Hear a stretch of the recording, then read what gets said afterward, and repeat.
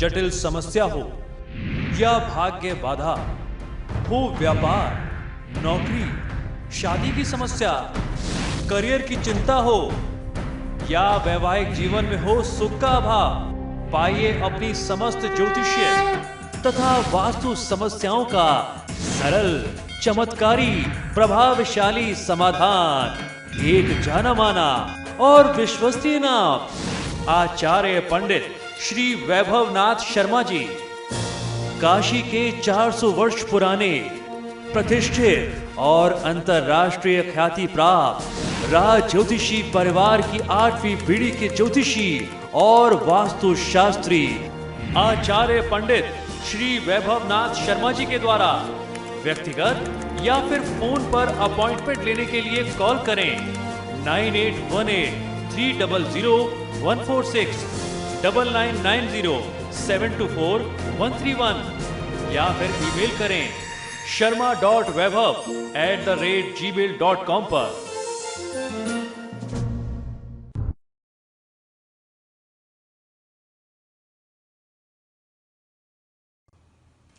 नमस्कार मित्रों, मैं हूं वैभवनाथ शर्मा और आप देख रहे हैं मेरा YouTube चैनल वैभवन। मित्रों, पिछले एपिसोड में हम लोगों ने चर्चा की थी धर्म, कर्म, पूजा पाठ इत्यादि से संबंधित कुछ 22 आवश्यक बातें। आज मैं आपको एपिसोड 2 में बताने जा रहा हूं अगली 22 बहुत ही महत्वपूर्ण बातें जो आपको पूजा पाठ इत्यादि में ध्यान रखना चाहिए।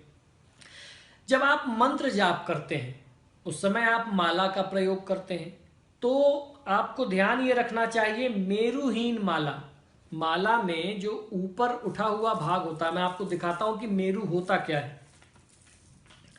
देखिए, किसी भी माला में ये जो पार्ट होता है ऊपर वाला, इसे मेरु कहते हैं। अगर किसी माला में ये ना हो, माला मेरुहीन हो, तो उस माला का प्रयोग आपको जाप के लिए नहीं करना चाहिए। और जब भी आप माला का जाप करते हैं तो मेरु को लांघना नहीं चाहिए। आपकी माला कंप्लीट हुई, आपको एक माला से ज्यादा करना है, आप मेरु को डांकेंगे नहीं, ये बात आपको ध्यान रखनी चाहिए।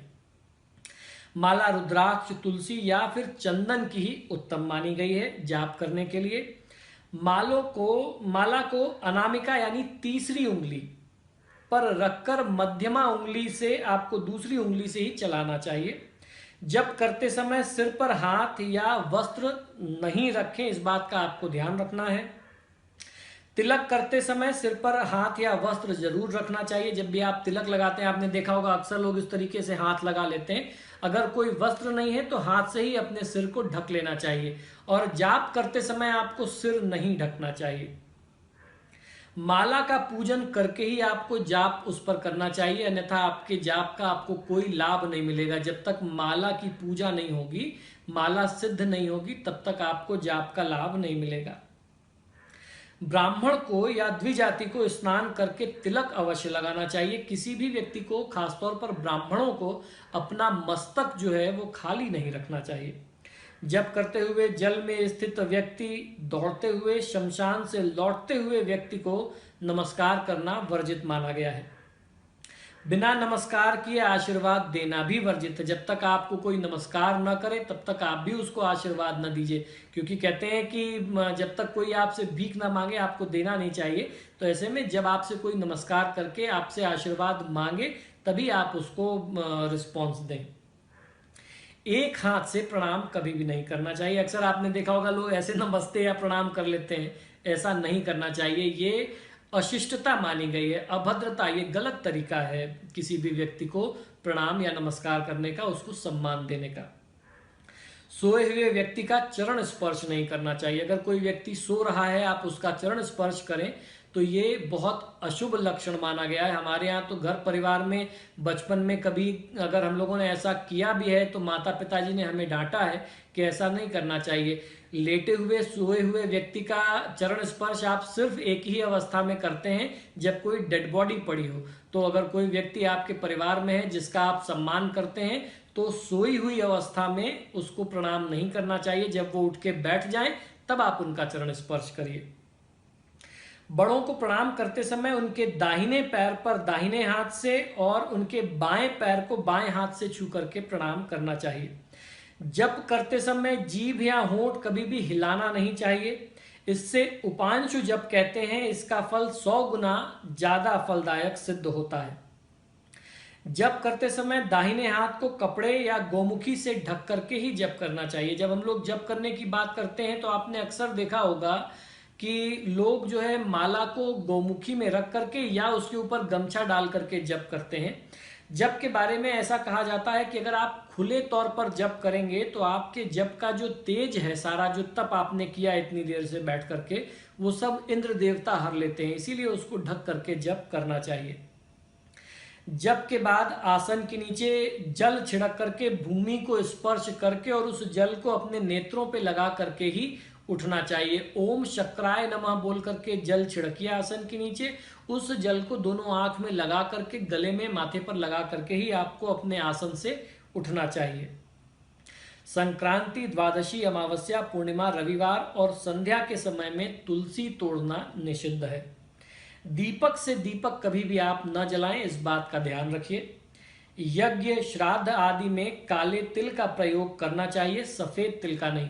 जब भी किसी भी उपाय टोटके में मैं आपको बताता हूं कि तिल का प्रयोग करना है। पूजा पाठ में एक चीज ये बहुत क्लियर ध्यान कर लीजिए, जानकारी कर लीजिए कि पूजा पाठ, यज्ञ आदि में जब भी कहीं काले तिल का प्रयोग आता है या काले तिल का नाम लिया जाता है तो वो तिल सिर्फ काला तिल होता है। सफेद तिल कभी भी पूजा पाठ में प्रयोग में नहीं लिया जाता। शनिवार को पीपल के पेड़ पर जल चढ़ाना, पीपल की 7 परिक्रमा करना, ये बहुत ही चमत्कारी लाभ देता है। परिक्रमा करना श्रेष्ठ है, किंतु रविवार को जल चढ़ाने के बाद परिक्रमा नहीं करनी चाहिए। अक्सर लोग कंफ्यूज रहते हैं कि रविवार को जल नहीं चढ़ाना चाहिए। जल आप हर दिन चढ़ा सकते हैं, सिर्फ रविवार को परिक्रमा नहीं करनी होती, क्योंकि वो सूर्य देवता का दिन है। उस दिन सूर्य देवता की पूजा आराधना करिए। जल तो आप कभी भी दे सकते हैं, परिक्रमा मत करिए। कुम्हड़ा, मतीरा, नारियल आदि को स्त्रियां न तोड़ें या चाकू आदि से न काटें, यह उत्तम नहीं माना गया है। इन्हें पुत्र समान माना गया है। इन्हें साबूत को काटना अपने पुत्र को कष्ट देने के समान माना जाता है। तो कुम्हड़ा, मतीरा, नारियल, इनको जो है महिलाओं को नहीं तोड़ना चाहिए या नहीं काटना चाहिए। तो मित्रों, आज हम लोगों ने एपिसोड 2 में भी कुछ बहुत आवश्यक बातें जानी। अगले पार्ट में, एपिसोड 3 में, मैं आपको बाकी बची हुई जानकारियां भी, बहुत आवश्यक जानकारियां देने वाला हूं। आप हमारे चैनल के साथ जुड़े रहें। जब भी आप मेरा कोई वीडियो देखते हैं तो इन्हें लाइक और शेयर जरूर करें। और आपको ये जरूर ध्यान रखना है कि वीडियो के नीचे एक घंटी का निशान दिख रहा होगा, बेल आइकॉन होगा, उस पर आप क्लिक जरूर करें। इससे होगा ये कि जब भी मेरी टीम कोई नया वीडियो मेरा अपलोड करेगी, कोई आवश्यक जानकारी, कोई टोटके उपाय आपके लिए अपलोड किए जाएंगे, तो वो ऑटोमेटिक नोटिफिकेशन आपको मिल जाएगा, ऑटोमेटिक उसकी जानकारी आप तक पहुंच जाएगी। आप मेरा अगला कोई भी वीडियो फिर मिस नहीं कर पाएंगे। तो मित्रों, इसी शुभकामना के साथ महाबली हनुमान आपका कल्याण करें, आपका जीवन सुखमय बना रहे। मुझे आज्ञा दीजिए, फिर मुलाकात होगी और देखते रहिए मेरा YouTube चैनल वैभवन। नमस्कार।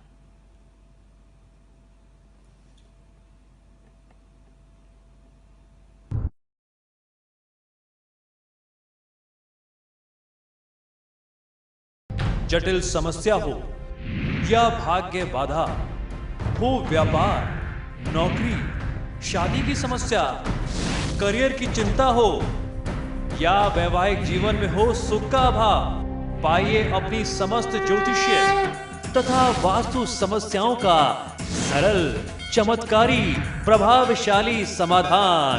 एक जाना माना और विश्वसनीय नाम, आचार्य पंडित श्री वैभवनाथ शर्मा जी।